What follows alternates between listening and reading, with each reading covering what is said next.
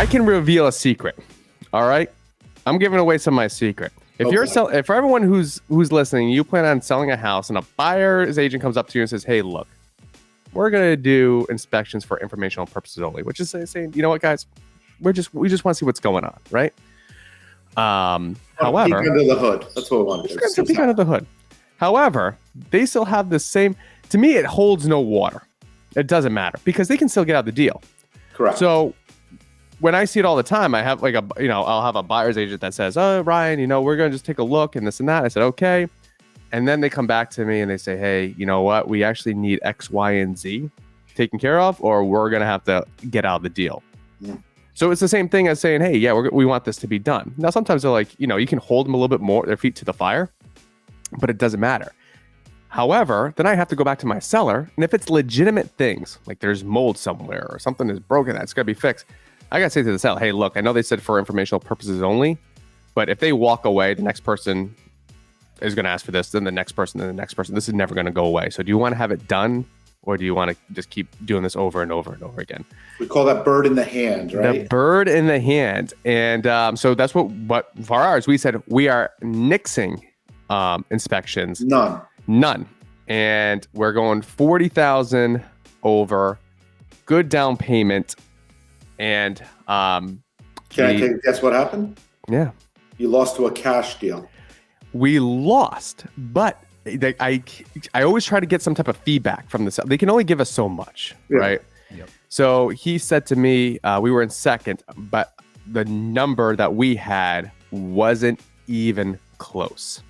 Wow. Which is interesting because usually when I lose to a cash deal, they say, "Ryan, it was cash." And I'm like, "Okay, got it." You don't even have to say anymore, right? I don't have to talk about the numbers or this and that. So when he said to me, these people went way over, and I think he worded it exactly. His wording was, the seller's main interest was the price, because it's not always the price. Sometimes you can have an offer financing for 60, 70,000 over, which is great. I get very excited. That doesn't mean it's going to appraise. So I say to my clients, I'm like, "Do you want the higher number and risk it, or do you want to get to the finish line and continue on with your deal, whatever you're purchasing?" So I'm telling you, I got the feeling that it might have not been cash, because usually they just say it's cash and then you're kind of like, "Got it. Don't say anymore. I understand where we're at." So what happened, Greg? So what were you close? Do you know, like with your deal, were you able to? Yeah, unfortunately, she couldn't give us a ton of information. Yeah. She did tell us, they love to offer it. It did just come down to price in this scenario. Oh, okay. So we're sitting in line. We're the first backup right now, but we'll see what happens. A lot of things to consider, though, is like you can go over asking, but a lot matters on that appraisal. If they're getting an appraisal done, there's still ways out of it, depending what's worded in that contract. You can go 100,000 over, but if you're only putting down 5% and that appraisal comes in low, you can't buy the house. So, I know sellers are all about price, but I'm sure the realtors are advising them like, "Hey, you're putting down 5%. It's really that down payment that has a big factor. Or if you do an appraisal gap or an appraisal waiver, et cetera, et cetera." Down payment's everything. I just got a house under contract in Berlin. No, not Germany. Berlin. I don't want anyone to think I'm going overseas. That's where our offer was yesterday, right, Chat? On Thursday. Was it Berlin? Vernon. Okay. Oh, that explains why the approval didn't work out. He got the wrong town. No, I'm joking. Put the wrong address on that. The wrong name. They're like, "Why is this not working?" So Berlin, and basically, we had like multiple offers come in, and the biggest deciding factor, it's always price is always up there, but really was the amount of down payment they were putting down. Where it's like, I don't have to worry about.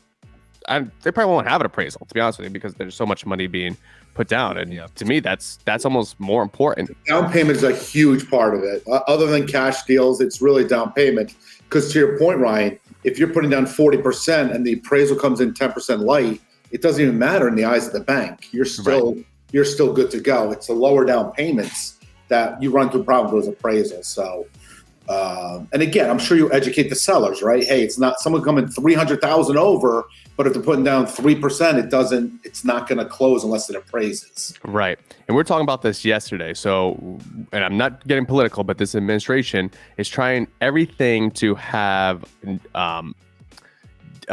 what generation? Millennials, to buy houses. They really want, because they believe that the way to get to growth is owning a home.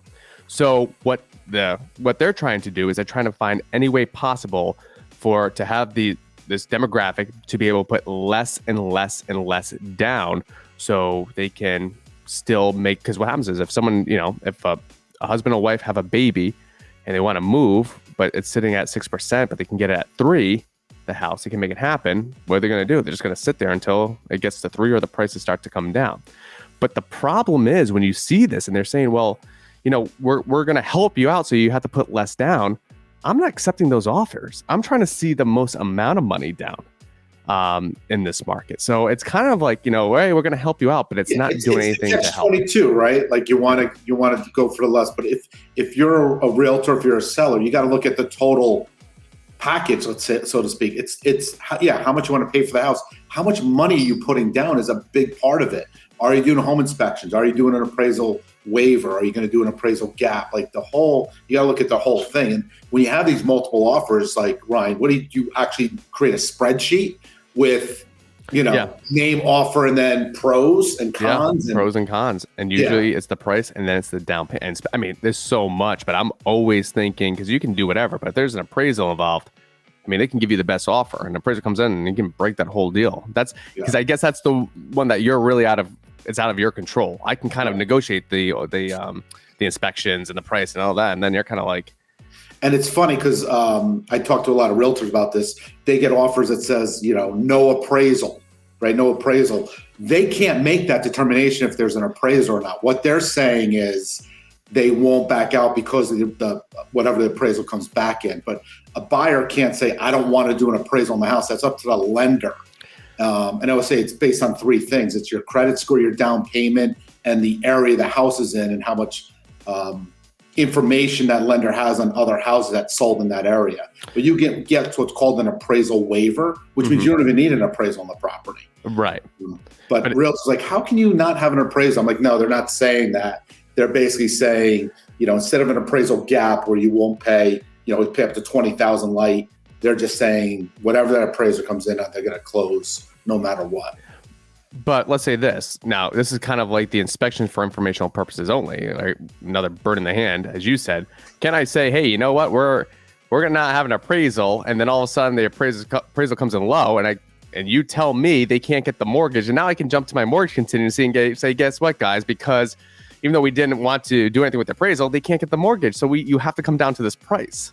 Yeah. And that's kind of like my hair. That's a gray area. Yeah. Because technically it is a catch-22, because if the buyer's saying we're going to close no matter what the appraisal comes in at, and then the appraisal comes in low and I deny the loan for it because they can't afford it, there could be an issue where their deposit might be in jeopardy. You have to get a good attorney in there to get in there. But absolutely, if that appraisal comes in low, my buyer can't say I'm going to buy it anyway. It's not up to the buyer. It's up to the lender. Right. And you got our producer Cooper's writing all these notes down. He's like, oh, look at all these little secrets over here. Inspections, appraisals, mortgage. He's ready to go. He's gonna secrets today. They're not going to know what to do when his offer comes in. They're like, he's giving us everything. And then there's all that small lines, like when you see the commercials at the end, it's like, this doesn't even actually is true. Yeah. And then you're like, buy our product.